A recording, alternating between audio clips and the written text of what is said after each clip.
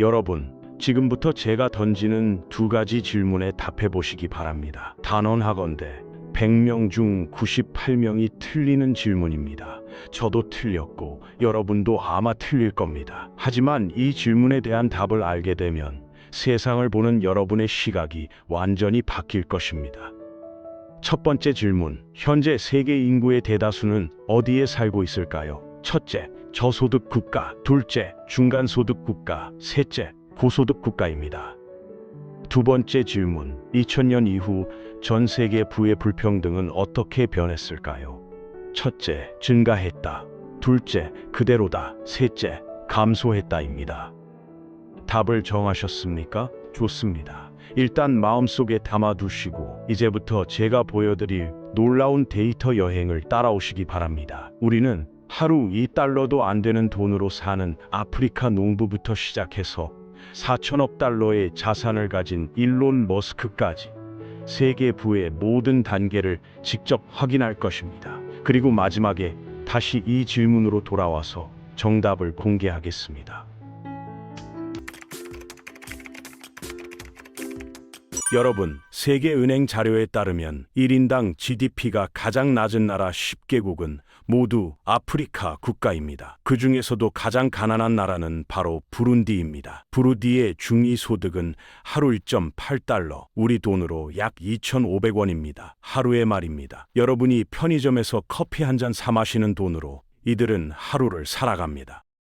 부룬디에서 여성 한 명은 평균 5명의 아이를 낳습니다. 그런데 이 아이들 중 5%는 5살이 되기 전에 사망합니다. 대부분의 가족은 농업에 의존해 살아가며 진흙 벽돌로 지은 집에서 살아갑니다. 겟마인더 재단이 조사한 한 가정을 보면 여성 한 명과 아이 4명이 하루 0.9달러, 우리 돈 1,200원으로 살아갑니다. 전기가 없습니다. 불을 피워서 빛을 얻고 요리를 합니다. 침대는 지프로 만들었고 화장실은 땅에 구멍을 판 것이 전부입니다. 물을 얻으려면 먼 곳까지 걸어가서 직접 길어와야 합니다.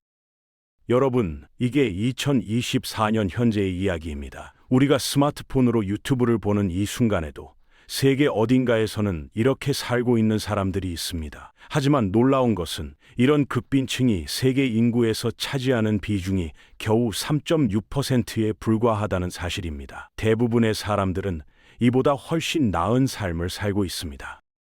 이제 조금 위로 올라가 보겠습니다. 세계 인구의 하위 25%까지 범위를 넓히면 에티오피아, 나이지리아 같은 아프리카 국가들과 파키스탄, 방글라데시 같은 아시아 국가들이 포함됩니다. 방글라데시를 한번 살펴보겠습니다. 방글라데시의 중위소득은 하루 4.78달러, 우리 돈으로 약 6,500원입니다. 부룬디보다는 2배 이상 높지만 여전히 하루 10,000원도 안 됩니다.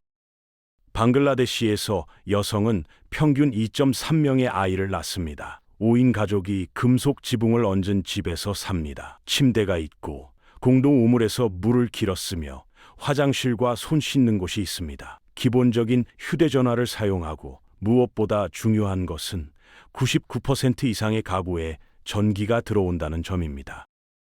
여러분, 여기서 잠깐 포르투갈이라는 나라를 아시죠? 유럽의 선진국입니다. 그런데 1970년 포르투갈에서는 인구의 64%만 전기를 사용할 수 있었습니다. 2024년 현재 방글라데시가 1970년 포르투갈보다 전기 보급률이 높다는 뜻입니다. 어떻습니까? 놀랍지 않습니까?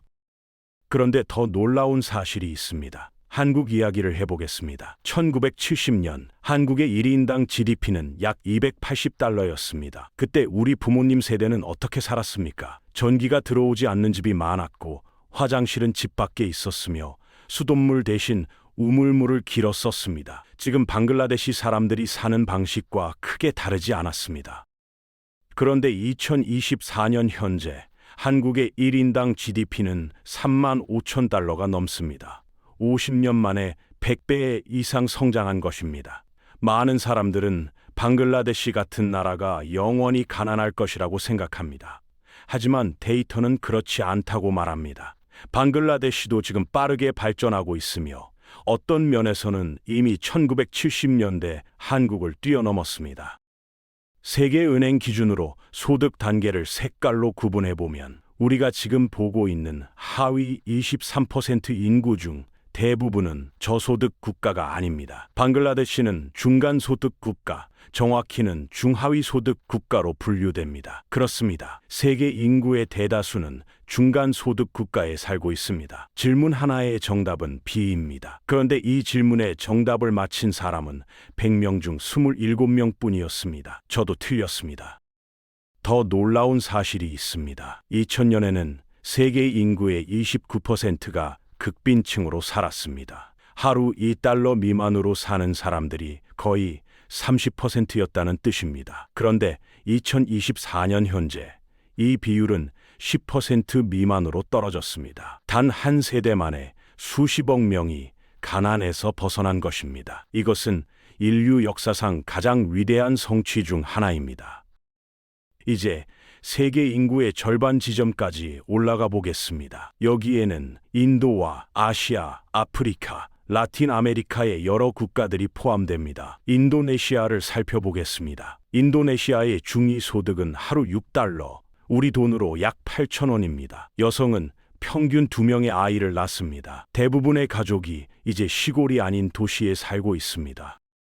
국가가 발전하면 인구가 시골에서 도시로 이동하는 경향이 있습니다. 한국도 그랬습니다. 1960년대만 해도 인구의 70% 이상이 농촌에 살았지만 지금은 그 비율이 완전히 역전되었습니다. 인도네시아의 4인 가족은 화장실, 부엌, 침실이 모두 갖춰진 집에서 삽니다. 오토바이가 흔한 교통수단이고 대부분의 사람들이 인터넷을 사용하며 스마트폰을 갖고 있습니다.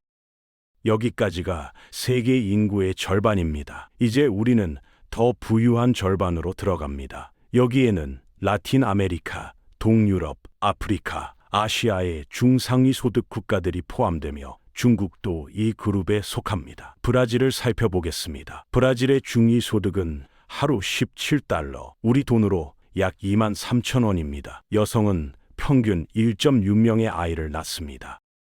여기서 처음으로 출산율이 인구 대체 수준인 2.1명 아래로 떨어집니다. 부유한 국가일수록 출산율이 낮아지는 경향이 있습니다. 한국은 어떻습니까? 2023년 한국의 합계 출산율은 0.72명으로 세계에서 가장 낮습니다. 브라질의 2배 이상 부유하면서도 출산율은 절반도 안 되는 것입니다. 브라질에서는 여전히 굶주림이 문제지만 영양실조로 죽는 사람보다 비만으로 죽는 사람이 더 많습니다. 국가가 발전하면 비만 인구 비율도 증가하는 경향이 있습니다. 이 소득 수준에서는 자동차와 컴퓨터를 갖는 것이 일반적입니다. 브라질은 세계 평균보다는 높지만 여전히 세계에서 가장 부유한 나라들과는 거리가 멉니다.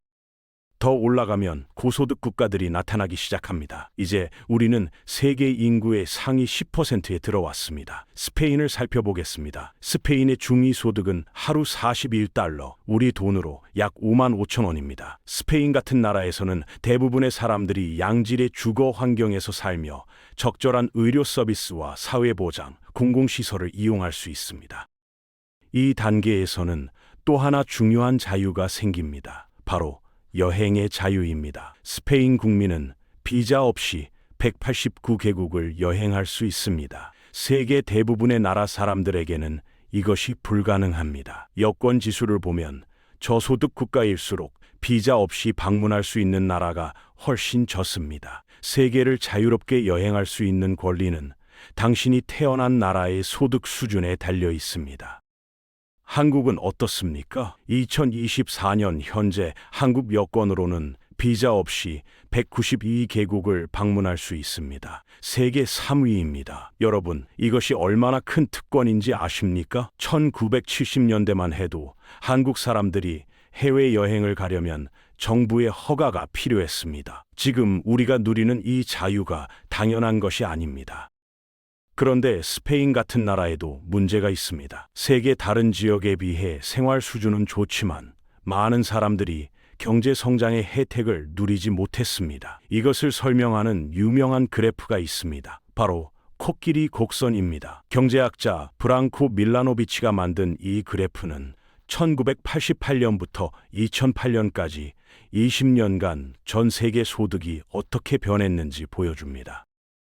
가로축은 전 세계 인구를 소득 순으로 나열한 것이고, 세로축은 소득 증가율입니다. 그래프를 보면 소득 50번째 백분위 근처, 주로 아시아 사람들의 소득이 크게 증가했습니다. 하지만 서구 중산층에 해당하는 75에서 80번째 백분위에서는 곡선이 평평해집니다. 밀라노비치 교수는 이렇게 말합니다. 세계 소득 분포에서 75, 80번째 백분위에 있는 사람들은 20년 동안 거의 0%에 가까운 성장을 경험했습니다. 그런데 동시에 전 세계 상위 1%는 성장의 큰 몫을 차지하며 세계화의 파도를 탔습니다.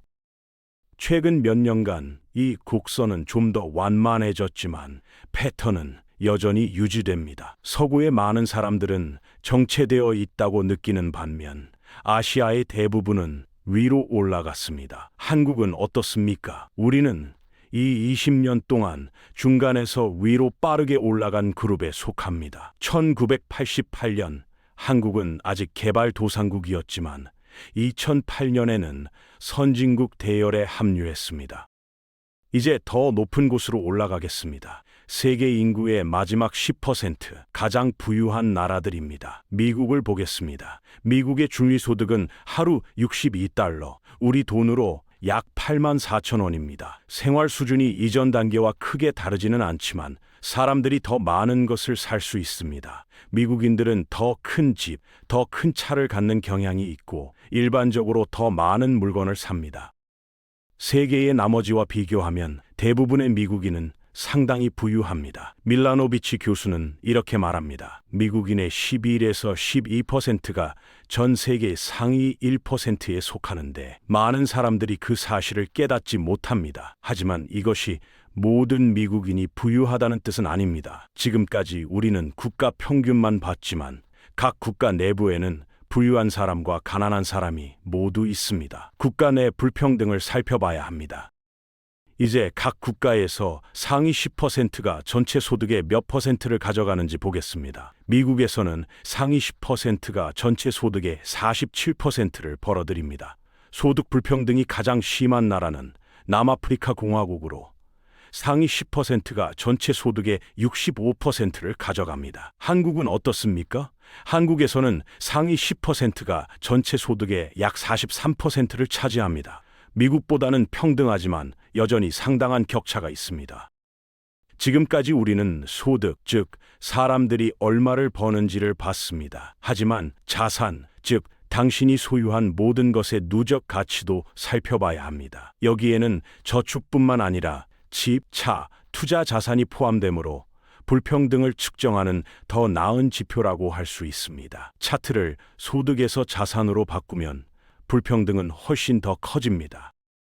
남아프리카 공화국은 자산 불평등도 가장 심해서 상위 10%가 전체 자산의 거의 86%를 보유하고 있습니다. 반대편에는 네덜란드가 있는데 상위 10% 이가 45%를 보유합니다. 국가 내 자산 불평등은 지난 수십 년간 일반적으로 증가했습니다. 각 국가마다 추세가 다르지만 미국에서는 상위 10%가 2021년 전체 자산의 71%를 소유했는데 이는 20년 전보다 높은 수치입니다. 이 수치는 세계 10개 대국 모두에서 증가했습니다. 한국도 예외가 아닙니다. 한국에서 상위 10%가 보유한 자산 비중은 2000년 약 45%에서 2020년 약 58%로 증가했습니다. 이것은 부정적인 영향을 미칠 수 있으며 여러 경제학자들은 사회가 불평등할수록 시간이 지남에 따라 제도가 약해지는 경향이 있다고 주장합니다.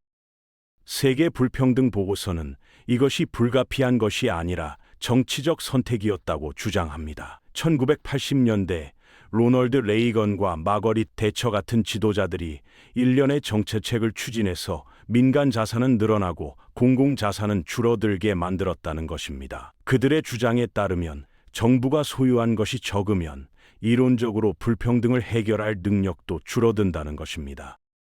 하지만 이제부터는 더 이상 국가에 대해 이야기하지 않겠습니다. 우리는 이제 전 세계적인 자산 단계로 들어갑니다.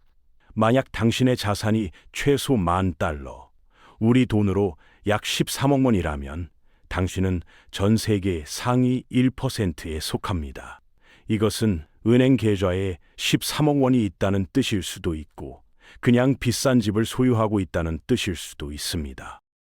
이 그룹에는 8,200만 명이 있으며 그들은 전 세계 자산의 38%를 소유하고 있습니다. 여러분 중에 이 그룹에 속하는 분이 계십니까?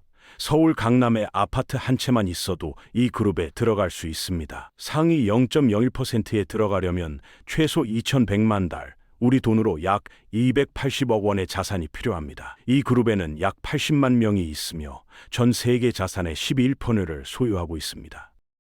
전 세계 인구의 약 0.003%가 개인용 제트기를 사용하는 것으로 추정되는데 이는 이 그룹의 약 30%에 해당합니다. 만약 당신의 자산이 최소 10억 달러, 우리 돈으로 약 1조 3천억 원이라면 당신은 억만장자로 간주됩니다. 전 세계에 약 3,000명의 억만장자가 있으며 그들은 전 세계 자산의 3%를 소유하고 있습니다. 수년에 걸쳐 전 세계 억만장자들의 자산은 증가했고 이전 단계의 사람들도 마찬가지입니다. 그런데 한 억만장자가 포브스 1위 자리를 차지합니다. 이 영상을 만드는 시점에서 일론 머스크는 거의 4천억 달러, 우리 돈으로 약 520조 원의 순자산으로 세계에서 가장 부유한 사람입니다. 2020년부터 2024년 사이 일론 머스크의 자산은 초당 평균 1,300달러씩 증가했습니다. 말 그대로 일론 머스크가 바닥에 떨어진 100달러 지폐를 보더라도 그것을 주우는 데 시간을 쓰는 것이 가치가 없을 것입니다. 주우는 동안 그보다 더 많은 돈이 저절로 늘어나니까요. 이제 우리가 정상에 도달했으니 질문 둘로 돌아가겠습니다. 2000년 이후 전 세계 불평등이 증가했습니까? 대부분의 사람들이 예라고 답했습니다. 그리고 그것은 말이 됩니다. 우리는 억만장자와 상위 0.01%의 부상을 보았고 국가 내 불평등이 증가하는 것을 보았습니다. 그런데 놀랍게도 정답은 C입니다. 전 세계 불평등은 실제로 감소했습니다. 저도 처음에는 믿을 수 없었습니다. 어떻게 그럴 수 있을까요? 밀라노비치 교수는 이렇게 설명합니다. 솔직히 말해서 말라위와 영국 사이의 불평등을 줄이는 것이 영국 내부의 불평등을 줄이는 것보다 훨씬 더 중요합니다. 많은 지역에서 국가 내 불평등은 증가했지만 국가 간 불평등은 감소했습니다. 전 세계 상위 10%는 이제 전체 자산의 74%를 소유하는데 이는 이전보다 낮은 수치입니다. 그리고 하위 50%는 전체 자산의 2.1%를 소유하는데 많지는 않지만 2000년보다는 높습니다.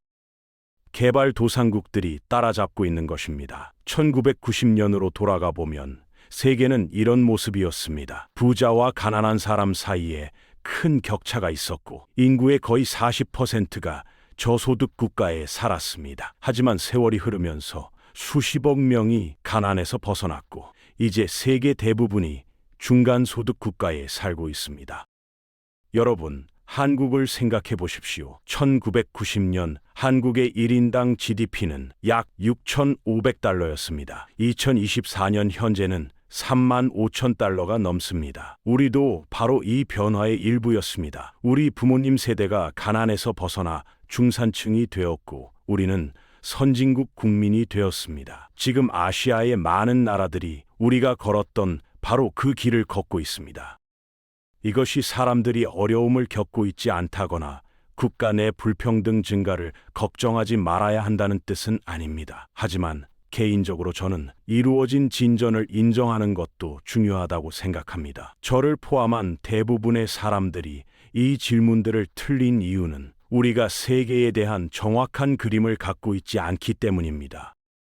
다시 한번 질문으로 돌아가겠습니다. 질문 1. 세계 인구의 대다수는 어디에 살고 있습니까? 정답은 B. 중간소득 국가입니다. 질문 2. 2000년 이후 전 세계 불평등은 어떻게 변했습니까? 정답은 C. 감소했습니다. 여러분은 몇 개를 맞히셨습니까? 이 영상을 보신 후에 여러분의 생각이 어떻게 바뀌었는지 댓글로 알려주시기 바랍니다. 두 질문을 모두 맞히셨습니까? 만약 맞히셨다면 어떻게 알고 계셨는지 궁금합니다. 가장 놀라웠던 사실은 무엇이었습니까? 한국이 이 변화 속에서 어떤 위치에 있다고 생각하십니까? 여러분의 의견을 댓글로 남겨주세요.